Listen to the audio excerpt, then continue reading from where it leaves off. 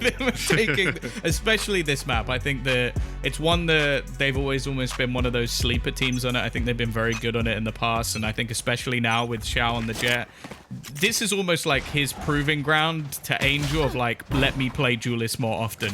And from what we've seen so far, he's not gonna let that go. I think he's a player that I will definitely not argue with if he says, hey, I want to play the Jet this time around. Zepan actually has a gap there to get the plant down. The Snakebite not fully covering it. And so we are going to see the spike planted. That's thanks to the wall being a little bit deeper than normal. Now Shadow all the way up in their spawn avoids that second flash, gets a kill, and considering the position he was in and the utility that he's just burned up on a pistol round, that's a big positive. No flashes for FORZE as they come in on the retake, and Xiao, oh no! That is an awkward fight, putting the man advantage to FORZE. They can now go in and get this spike diffused. Of course, the Snakebite up behind the wall to stop that diffuse, but it doesn't matter because there is plenty of time left as the final player falls. That was a scrappy one that FORZE will walk away with the victory on. Yeah, I won't lie. There were a lot of weird battles in that one. Like the battle we saw with Xiao, I won't lie, I was expecting him to connect more there. And also the fact that Shadow was so aggressively placed in comparison to the rest of the team. Like you look at the remainder almost being around yellow, and where he died, it's a bit of a peculiar spot to see your Sky in. One of the players that can basically help you push back out if you have a situation like this where you might need a flash. So I'm not sure if the plan just went a little bit of a miss there from FPX, but for FORZE, perfect. They managed to pull off the retake. They now come in with the better purchase into this round, although there is still some investment coming through, especially because of the plant. Yeah, a little bit of extra cash going to be thrown at this one. Now, in terms of how to use... Ooh, they're not going to peek that, are they? I thought Artist was going to swing in. In terms of how to use this Cypher when it comes to the defensive side, there are a bunch of ways. I'm like genuinely excited to see what FBX have got planned at this stage. But when it comes to attacking side, it's going to be a little bit less enjoyable playing Cypher, let's say. And it seems like they're going to use Dimasic to try and garner a little bit of control inside of the tube. And as he comes back, connects a quick headshot. Really, the objective here is kind of get yourself those 3 kills on the board and cripple FORZE's economy. Why is Coffee still fighting? And why is it working? It's gone for 4 and connected every single shot. Well, that's one hell of a round for Coffee, especially Tom. He's just 1 away from his ultimate already. Yeah, I think he's someone, if there's going to be a victory here today for FORZE, that basically has to go off the chains. Like, well, we know that there's some incredible fraggers on the other side for FPX, and FORZE are that 3rd place team coming out of CIS. Now, one of the things I'll always say, anybody who's watched CIS Counter-Strike will know that when it comes to regional matchups, all cards are off the table. It doesn't matter who you think is going to win coming into this, absolutely anything can happen. And I'm hoping that that carries through into Valorant as well, because you get some of the best games you're ever going to see in esports between those couple of teams. So I'm expecting FORZE to have done their research. Of course, there might be a couple of Swedes in the mix to kind of ruin that matchup a little bit, but Coffee, he's still going strong. We've already had a masterclass on the Marshall from Yumpy. I feel like Coffee might be giving us another one.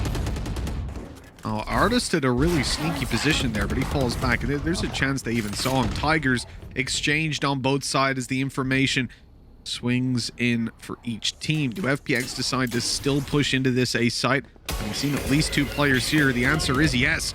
And they are going to steam forward into these weaker weapons. Nice deep flash, but nothing really going their way on FORZE's side. They're going to have to back out of this and play a retake as FPX get that spike on the floor. I like the snake bites though. Huge delay potential coming in from Zeddy, but instead Shadow's just going to go up top and get it planted there. Spike planted. It makes things a little bit more awkward for any after plants that they might have prepared. You can see Angel currently sat back watching for any flanks to be coming through. It becomes quite a bit more difficult with the current weaponry. Saigetsu actually manages to find one. They don't realize they Xiao's that close though.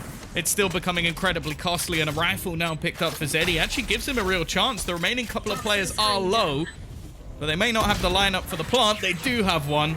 to stop him from jumping up in the first place. FPX get themselves around, but for a bonus for FORZE, that's pretty damn good. Yeah, all things considered, you know, I'm looking at that and thinking FORZE got out with a pretty good deal. With Coffee having his ultimate online, the potential to pull out that Blade Storm is always going to be there. And that makes the economy that little bit more comfortable. I don't know, man. Like, I think overall, should have been a lot cleaner for FPX, let's say. Although they did run into a 3-man stack on the A side. Now coming into this round, full buy comes out from FORZE. And in fact, screw the Blade Storm. Coffee's gone straight for the ult. Yeah, why not? If he can afford it. Obviously using only the Marshal, which in itself is an incredibly cheap weapon. I get to trying to get a little bit more aggressive, a little bit tougher than, say, when you see a Reyna do it, for example. That's something that we see quite similarly on this A-side defense. It gives him the opportunity to escape, but never mind, the trade's not quite quick enough. He is going to get tagged up and stunned, and well, the swing out onto Angel makes it all too easy. The trades, however, coming back thick and fast. The running and gunning off the back of the Vandal, and the wide swing even coming out from Zeddy to give them a man advantage again. Desperate measures for FORZE. Those Seekers coming in prompted some more aggressive play that has definitely worked out this time around. FBX 2 versus 3. Oh no, Coffee! The Blade Storm's used up and it just doesn't land. That's devastating. FPX maintain control of the site, get themselves the second round of the board, and I really felt like things started out pretty well for FORZE on the aggressive play, but, well, it didn't finish that way. A huge loss with both Blade Storm and Operator dropped from Coffee. He doesn't have anything to play with in this round. Yeah, I think this retake, this is exactly what FPX wanted. Just individual duels. They had the 3 versus 2. I think other than Demus Sick, they had an HP advantage as well. But it's just the initial pick. It's just that little bit too earlier, and they're able to just turn it into a 2v2 scenario. Sure, there's a whiff or two with the knives, but even still, connecting onto the second player would have been tough. And I do feel like they've somewhat given that one over to FPX. We'll see if another goes their way, as Artist is already taken down, but this B site has a lot of defenders on it already. 4-man stack. All of the defensive forces are here, but look at that late wall down. Something we've seen from Angel a million times when it comes to playing ICEBOX, that he holds onto that wall until the late stage of the game. But FORZE have managed to close in a lot of the distance as the wall falls. The kills quickly go FPX's way, and no more stress, as that side is clearly taking the 3rd round. FORZE now able to get themselves a buy-up at least. They actually used the Blade Storm there. I think they were worried that somebody was just sticking the spike, so they actually invest the ultimate just to give that extra elevation. Of course, in a round like this, you want to keep it as clean as humanly possible, but I'm a little bit surprised, especially with that being one of the most impactful in terms of just economy building, if you want to go for that, if you lose the operator, and also if you end up in a clutch now, well, it's not going to be ideal for Xiao, let's put it that way. Most definitely, yeah. At the same time, you know, if they ended up getting ninja'd on, we'd be berating him for not using it, I guess. Angel gets himself an opening, but dropped right afterwards. That's good mid-aggression by FORZE in the early stages of the round. They're going back out, and Dimasic's ready. An easy kill for him, and traded back by Shadow. The weapon will be upgraded here as well, so now you're seeing pretty much mirror matchup. 2v2 operators on the Jets. With a minute left, that Seeker on its way towards this side is going to reveal that, well, there's no one here. Zeddy's left it. He's gone to the back side, gone over towards spawn. The snake bite has not exactly landed where it was intended to. I will say, not many people plant there. So that's going to be a nice easy plant as Shadow plays up above. And look at this. The angle that he's going to have as they walk through main, probably not expected to be that aggressive in the early stages. He actually does end up backing off, allowing Xiao to watch the angle instead. And now he's sort of behind enemy lines. They suspect him to be around this area. Shadow back up above. The flash around the side doesn't even catch him. Shadow being crept on the right side. He has no idea. Backs off, but not in time. Coffee just about catching him. And getting the defuse to put it 3-3. This map is being kept competitive. Yeah, it's been insanely close so far. Like, both teams fighting back and forth. Early entries going one way, swinging back in the other. And I'm liking the fact that FORZE are not afraid to take these fights versus FPX, especially as FPX are one of those teams that love to hold this sort of default round where they'll patiently wait for you to make those sort of mistakes. The fact that in a lot of cases they're either coming out even or even on top is a very good sign for their early rounds, especially as we know, again, that this is one of those maps where, I guess, unless you're someone like Guild, you're normally expecting quite a lot of attack side rounds. So for FPX, I want to hope to break back. They've got the finances to do so, and Coffee misses the shot. You got the disgusting operator on the other side that's going to manage to connect, and now Zeddy's in a bit of trouble. Yeah, he is stuck getting back. There's absolutely no angle where they won't see him and be able to pounce right afterwards. Goes up and even catches the shot. With Zip and drop, he is staying aggressive. In the snake bite, though, left the fall to back yellow.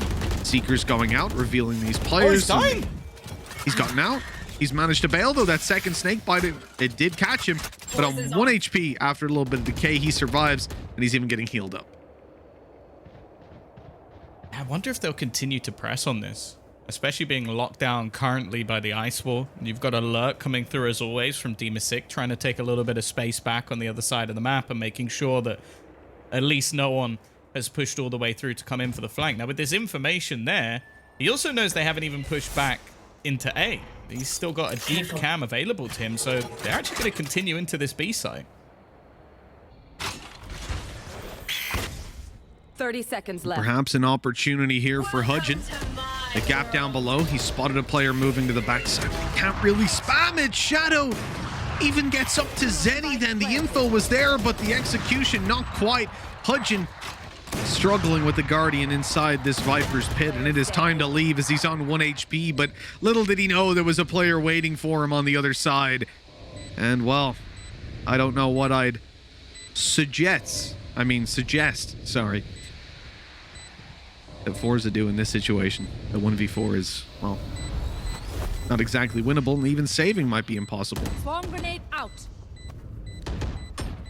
Yeah, probably hoping that they could have got something a little bit more done with the lockdown, especially once the Viper's pit was invested. But again, it's I felt like that's almost just become Shadow's role in a lot of these positions, is actually try and be the aggressor, try and take control away from them. And I think in this round it was actually especially important because Zipham was the one that they lost.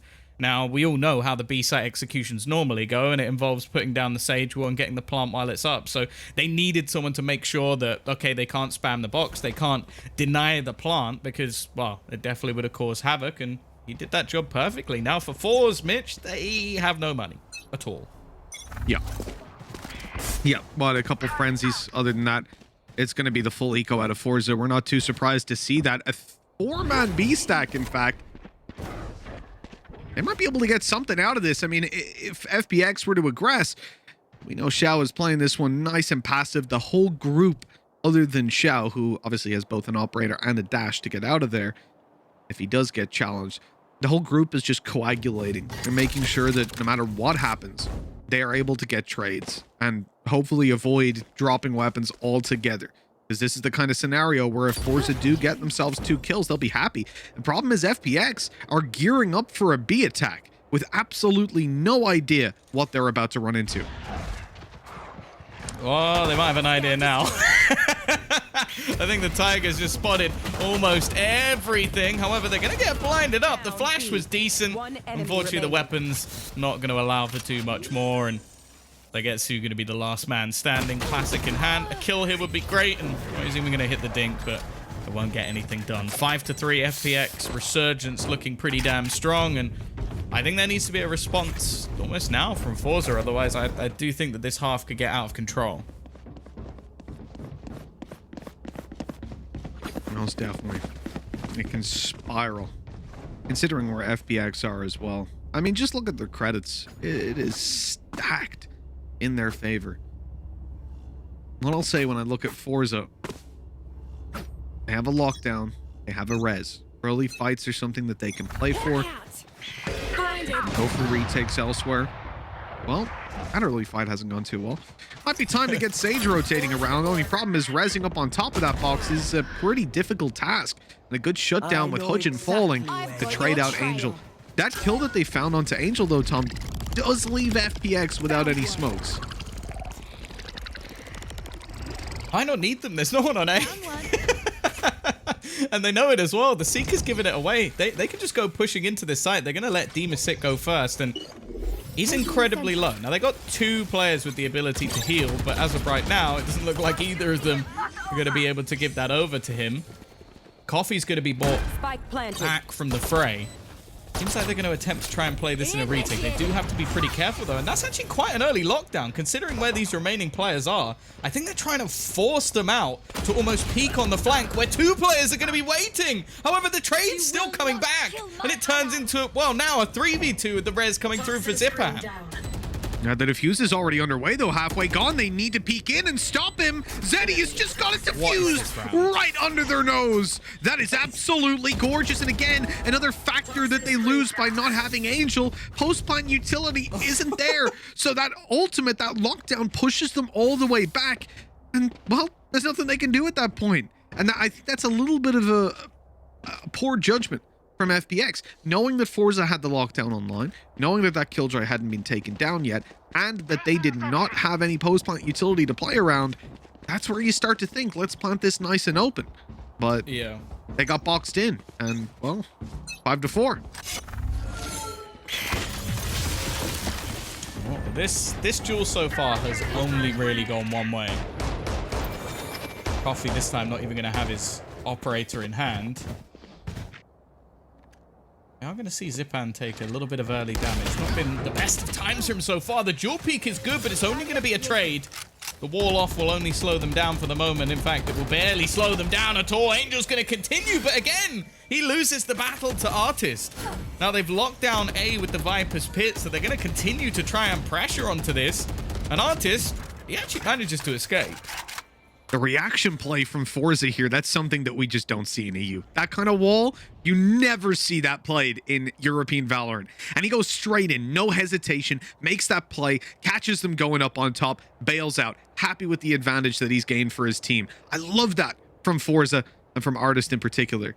Now we come into the last 40 seconds of the round. The spike is on the way towards the B site. This is going to be a pure B play from FPX, but they don't have a Viper to play with here. So post plan's going to be pretty tough. That's why they push up. They try to get some extra control. Demasik wins the duel in towards the spawn, dropping Artist, and the flank play from Shadow is so clean. This is terrifying if you're FORZE, but that kill makes it a little bit more doable. A Viper late coming in from middle, completely undetected, but so too is Shadow as he makes his way in through kitchen. The clock is the biggest enemy for FORZE here. They have so much ground to cover and so little time to do it. And then through the window, Shadow gets the timing on the first and the swing to bring it 6-4 with a 3K. Absolutely gorgeous work from FPX. They identified the problems in front of them, the challenges they were facing, and then they just destroyed FORZE with those aggressive pushes. Shadow's been superb. That's now multiple rounds where they've either had the Sage wall missing or the Viper screen missing, and he's been able to fill those gaps just by taking map control away and cutting off any players from being able to deny the plant. This at the end was almost just the icing on the cake, because I think with the amount of time left, he'd almost won them the round anyway. So the impact of Shadow, something that can't be ignored here for FPX. It looks like we're going to see a bit more aggression in this round. And again, the unfortunate truth for FORZE is that although this map has been kind of close in terms of the back and forth of the rounds, they've had to have breaks in between because their economy has been so bad that every other round they don't have a buy. Coffee's down right away. FORZE needs some damage. They really do. But I don't know that they're going to find any. I mean, at least it's right smack bang at the end of the half. So a flawless round won't set FPX up in the way that it otherwise could have if this was a little bit earlier on in the game. Look at the ultis left to play with coming into this final round. There is a bunch. So I think Shadow, Angel, and possibly Zipan all have their ultis to play with. No, sorry, it was Shao. That's pretty strong. Viper's Pit, Seekers, and Blade Storm.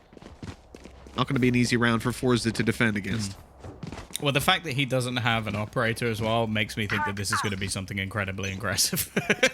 Because otherwise, with 8,250 credits, I think we'd probably be seeing Xiao invest into an operator. So we do actually have a switch up. Ajion on the other side. I've got Gonna your have one in trail. hand. Coffee's not at the best of times, I'll be honest. I think this operator player's been a little bit rough so far on this map, and already it's gonna go a bit wrong on the other side as Angel has just walked in and found a double entry. Xiao not actually gonna get anything, but it may not matter too much. You're 4 versus 3 and after plant, and this time, well, Mitch, they've got that utility. That they do. I'm surprised the pit hasn't gone up just yet. You know, Angel's he's taking his time. He's even just going for the pure post-plan setup. You don't have to use all your ultis just because it's the last round, and they're going to assure victory through more conventional means. That is 8-4. In fact, you saw the snake bite there, right? That was an aggressive one for over towards the rafters. Gorgeous stuff. 8-4. Fantastic half. And FPX now on the defensive side. If they win this pistol, they get absolutely catapulted into the lead.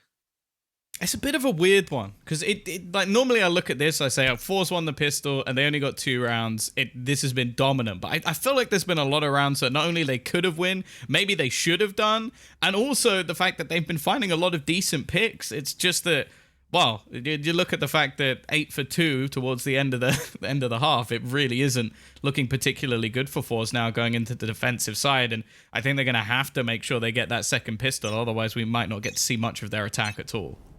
Yeah, I think the big problem for a team like FORZE is going to be experience at an international level being basically non-existent. I think this is the kind of thing where, as time goes on, they'll fix some of these problems that we're seeing, but as it stands, FBX certainly the... Oh my god. What just happened? Just dropped He just on him. looked into the eyes of his opponent, giving him a wink, and then shot him in the face. Like, I'm pretty sure he landed couldn't have on gone him. much worse. And now, well, Artis is the only one alive. He's just stuck in the middle of every single player. They know exactly where he is. He's still going to find the kill, but they're already defusing. Getting that spike to halfway and waiting for the peak. Xiao will land the final shot. And it's a bit of a calamity again for FORZE. A disaster. Yeah, when you lose that pistol, this is where things get really difficult. You're on the attack side. You're going to try to find a little bit of space, a little bit of room, but I mean, half the rounds were found off the back of the pistol so far.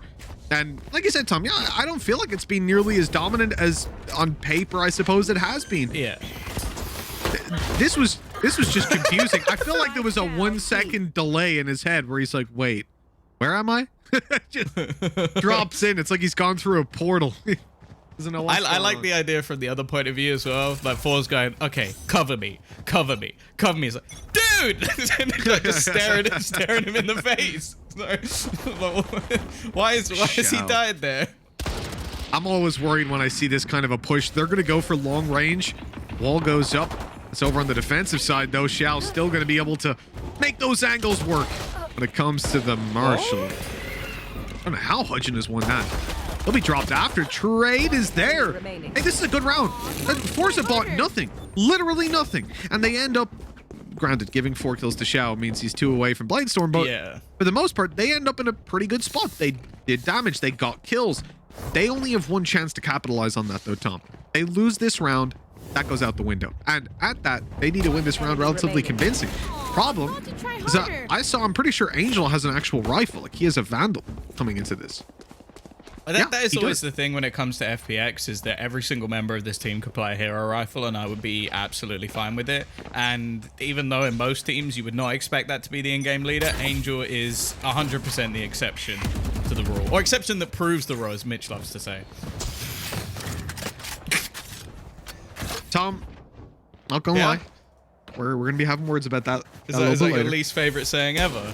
It's not my least. I don't mind the saying. I mind it when people use the saying incorrectly. That's what. It's the most abused saying. Anywho, always the bridesmaid, never the bride. FPX looking to take that ring this time around. Hey, it'd be great if it was like the Super Bowl. You know, if they got a ring, that would have worked better. It would.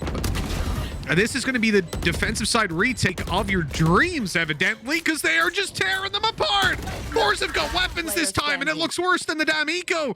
FPX overrunning them and leaving only Killjoy sitting in towards the tube, but there's no angle on the spike. It's just GG. Just run away. Save the weapon, my dude. Oh. Well, that's not a save, but again, we talked about damage. It's 11-4, man. I don't care that you got a couple kills. They're about to have Bladestorm online. Saving that weapon was pretty much the only thing that mattered.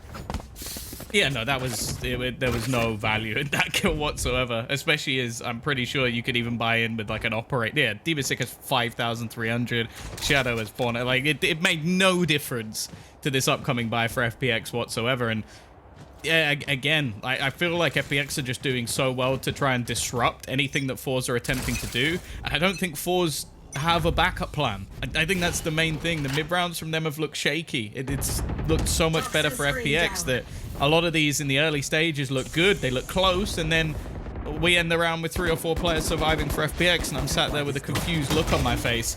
Even this, that's the spike. Now, luckily, it's not going to matter too much, but well, the fact that they've now lost another player kind of does.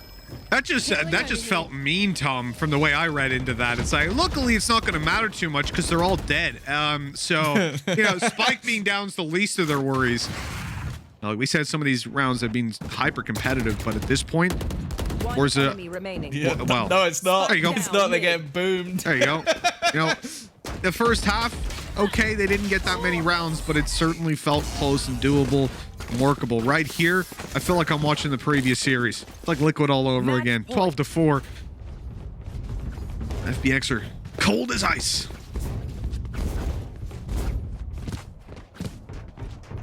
Wow. I don't even know if the investment's going to be that good. Don't start singing. No one wants that. No one wants that. Not one. I was hoping you'd pick it up, but no, not wants much of a either. singing guy. No, I've tried to get Tom to do karaoke. A few drinks and karaoke. I do karaoke all the time. I mean, like on the break screen instead of like pause music. Oh, really? We just have karaoke. Am I gonna be the song of the week?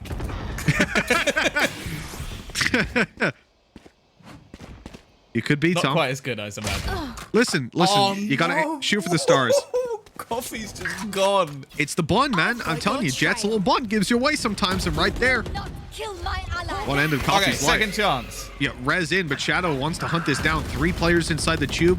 One in the kitchen. These guys are boxed in. FPX, they're punching their ticket. They know exactly where these players are. In fact, they've cleared pretty much everything else now, and there's 4. Wow. 4 players in tube spotted. Now FPX can crunch in on this, and they're just spraying away. Oh, God, it's disgusting. Fish in a barrel, and they are taken down. Or is it now having to fight back? They've used the res. They've lost Coffee, who got res, the artist who was part of that res. Now here comes the ultimate on the site.